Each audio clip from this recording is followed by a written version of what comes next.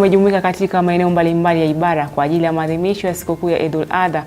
Katika maadhimisho hayo kaunti ya Nairobi, Waziri wa Afya Aden Duale ametoa wito kwa Wakenya kuwakumbuka wasiojiweza katika jamii na kudumisha umoja wa kitaifa. Gavana Mombasa Abdulswamad Nassir alijumuika na Waislamu katika eneo la Mvita akitoa wito kwa viongozi kujiepusha na siasa za chuki na uchochezi, hasa wakati huu taifa linaelekea katika uchaguzi mkuu wa mwaka 2027. Mamia ya waumini wa dini ya Kiislamu kote nchini wamejumuika kwa ajili ya ibada na sala za Eid al-Adha katika maeneo mbalimbali ya ibada. Katika kaunti ya Nairobi, Waziri wa Afya Aden Duale alijumuika na mamia ya Waislamu katika msikiti wa Sir Ali Muslim kwa ajili ya sherehe hizo. Duale akitoa wito kwa Wakenya kuwakumbuka wasiojiweza katika jamii. I really want to ask the Muslims, our brothers, sisters, that they use this opportunity to visit each other, to visit the sick in the hospitals, to help the needy.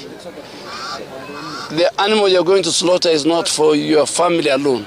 You're supposed to share with the neighbor. Katika maadhimisho hayo kaunti ya Mombasa, gavana wa kaunti hiyo Abdulswamad Sharif Nassir ametoa wito kwa viongozi wa kisiasa kujihadhari na semi za uchochezi na chuki, akibaini kuwa viongozi wanapaswa kuwaunganisha Wakenya, hasa wakati huu tunapoelekea katika uchaguzi mkuu mwaka ujao.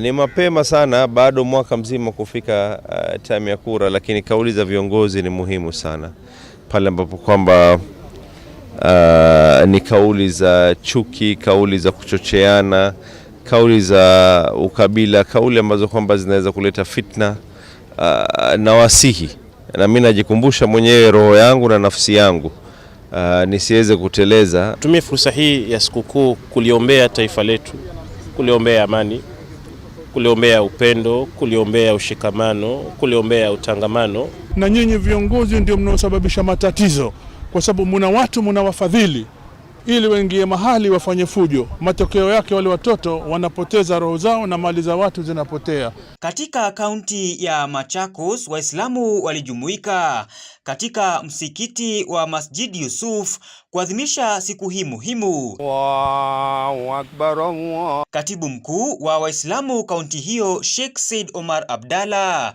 akitoa wito kwa serikali kuangazia maslahi ya Mkenya wa kawaida kutokana na hali ngumu ya kiuchumi inayoshuhudiwa nchini. Pia akiwataka vijana kutokubali kutumika vibaya kisiasa. Viongozi wawe wanaweza kukaa chini, wanashirikiana, wanashauriana. Tuko na ma-professionals, tuko na ma-minister, tuko na hata wenye magari, na kunapatikana suluhu ambao haitofinya serikali pengine, lakini pia isifinye mwananchi. Si mafuta tu peke yake, kukiwa na suluhu ambao hawi swala ambalo linahusu nchi kwa jumla. Kuna hawa tunaita wanasiasa, walewe nchi ni yetu, ni ya kila mtu, hata si ya rais. Kwa hivyo wasiwe wanachukua nafasi, kitu kidogo tu kikitokea wanachukua vijana, kwa sababu wanajua hawana ajira, wanajua wana shida. James Mwangi, Undugu TV.